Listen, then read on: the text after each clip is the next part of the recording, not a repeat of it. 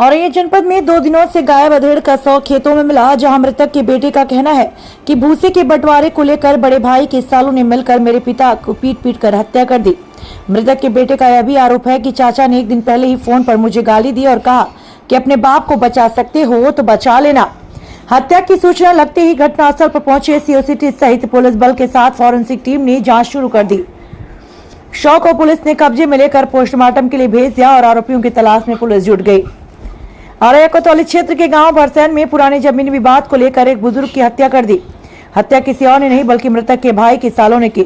मृतक का भाई गाजियाबाद में रहता है। मृतक सर्वेश के बेटे का आरोप है कि मेरे पिता 2 दिनों से गायब थे, जिसकी तलाश की जा रही थी। आज सुबह गांव में गेहूं के खेतों में पिता की हत्या कर शव पड़ा मिला, जिसकी सूचना पुलिस को दी गई। मौके पर पहुंची पुलिस ने शव को कब्जे में लेकर जांच शुरू कर दी।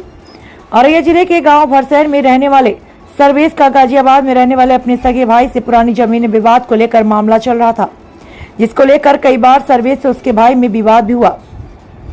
सर्वेश के भाई रिंकू के साले हर बार इस विवाद में शामिल होते और लड़ाई झगड़े पर उतारू हो जाते। मृतक सर्वेश के बेटे का कहना है, मेरे पिता की हत्या भूसे के बंटवारे को लेकर मेरे चाचा के सालों ने की है।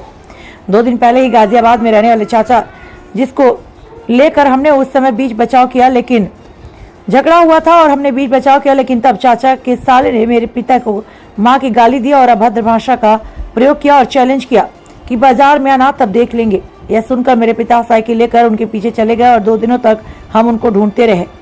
जबकि एक दिन पहले मेरे चाचा रिंकू का गाजियाबाद से फोन आया और गाली देते हुए फोन पर धमकी दी और कहा कि तुम्हारे पिता ने मेरे सालों को गाली दी है, अब आप अपने पिता को बचा सकते हो तो बचा लेना।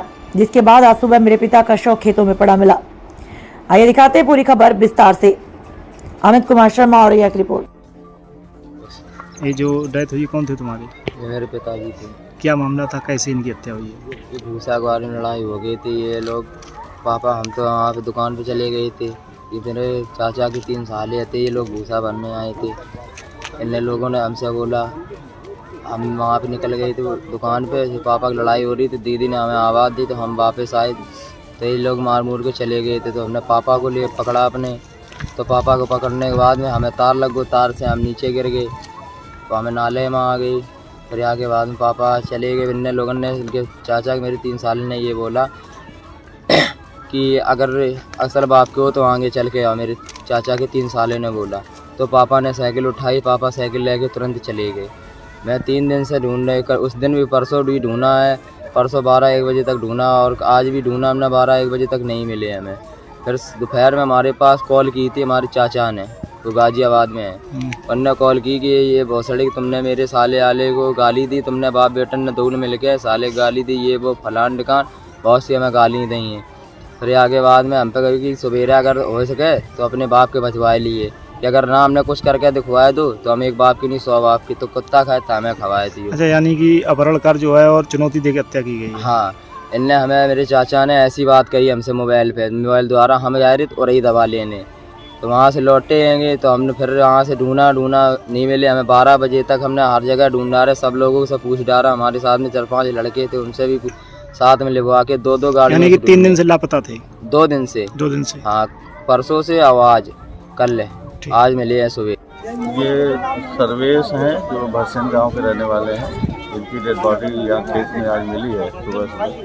परिजनों का आरोप है कि आपसी भूसे के बंटवारे की विवाद को लेकर के इनके जो सगे भाई हैं रिंकू, जो गाजियाबाद में कार्यरत हैं, उनके रिश्तेदारों के द्वारा मारपीट कर इनकी हत्या की गई है। सारे तथ्यों को दृष्टिगत रखते हुए डेड बॉडी का पोस्टमार्टम हेतु भेजा जा रहा है और जाँच कर आवश्यक कार्रवाई की जा रही है। आरोपियों की शीघ्र गिरफ्तारी कर उनके खिलाफ सख्त कार्रवाई की जाएगी।